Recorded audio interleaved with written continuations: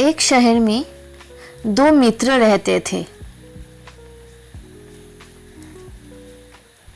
धर्म बुद्धि और पाप बुद्धि। चालाक पाप बुद्धि ने धर्म बुद्धि का सारा धन हड़पने की योजना बनाई। योजना के मुताबिक वो धर्म बुद्धि के घर चला गया।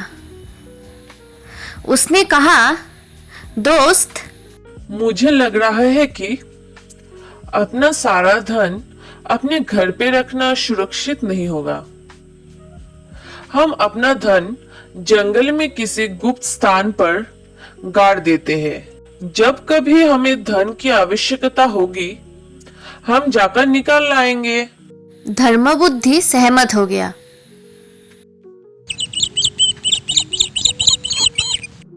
दोनों ने सारा धन अपना एक संदूक में रखकर पास के जंगल में जाकर एक गड्ढा खोदा और अपना सारा धन उसमें गाड़ दिया।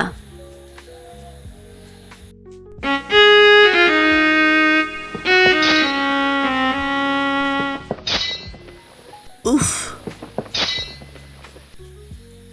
इतना भारी है, रखो जल्दी से।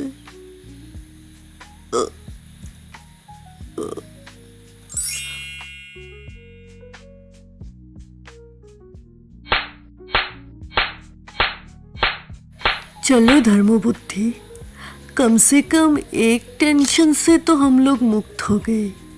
इधर जंगल में कोई जान भी नहीं पाएगा, इससे हम लोगों का सारा धन सुरक्षित है। एक दिन पाप बुद्धि गया और फावड़ा लेके अकेले ही गड्ढा खोदने लगा। उसने गड्ढा खोदा। आह, आह, बाप रे बाप। गड्ढे से उसने सारा धन निकाल लिया और एक बस्ते में घुसा दिया।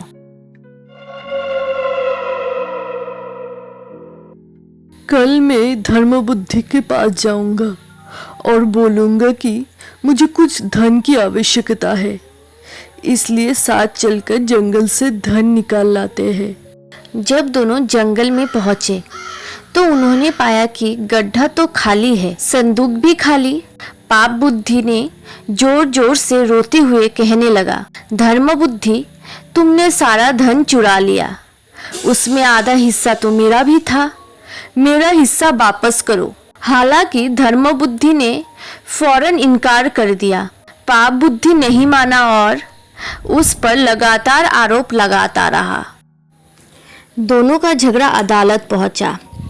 वहां पर पाप बुद्धि ने राजा से कहा, मैं गवाह के रूप में वन देवता को प्रस्तुत कर सकता हूँ। वे ही तय करेंगे कि कौन दोषी है। राजा ने उन दोनों से अगले दिन सुबह जंगल पहुंचने का आदेश दिया।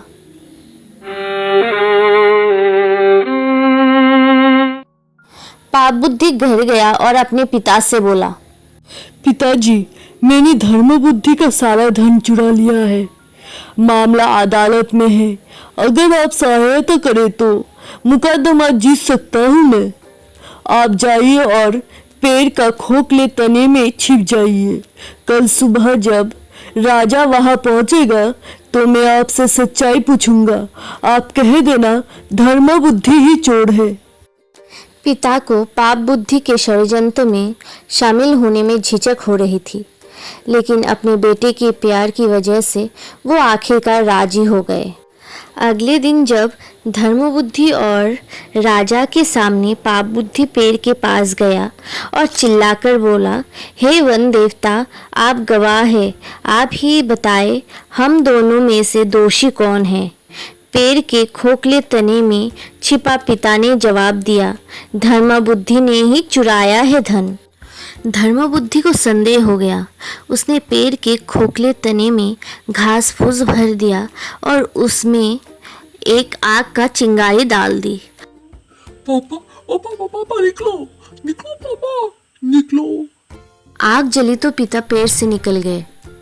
हाय हाय आग, मैं तो मरते मरते बचा, पाप बुद्धि। पापा ने कहा, ये सब पाप बुद्धि के शैतानी दिमाग का उपज है। पिता ने राजा से स्पष्ट कह दिया। तो पाप बुद्धि, तुम्हारा तो आज चोरी पकड़ा गया। राजा के सिपाहियों ने पाप बुद्धि को गिरफ्तार कर लिया। पाप बुद्धि को धन तो नहीं, लेकिन उसका किए का फल मिल गया। तो आप लोगों ने देखा, पाप बुद्धि का लालच का फल उसे मिल गया। ऐसे ही वीडियो के लिए लाइक, शेयर एंड सब्सक्राइब।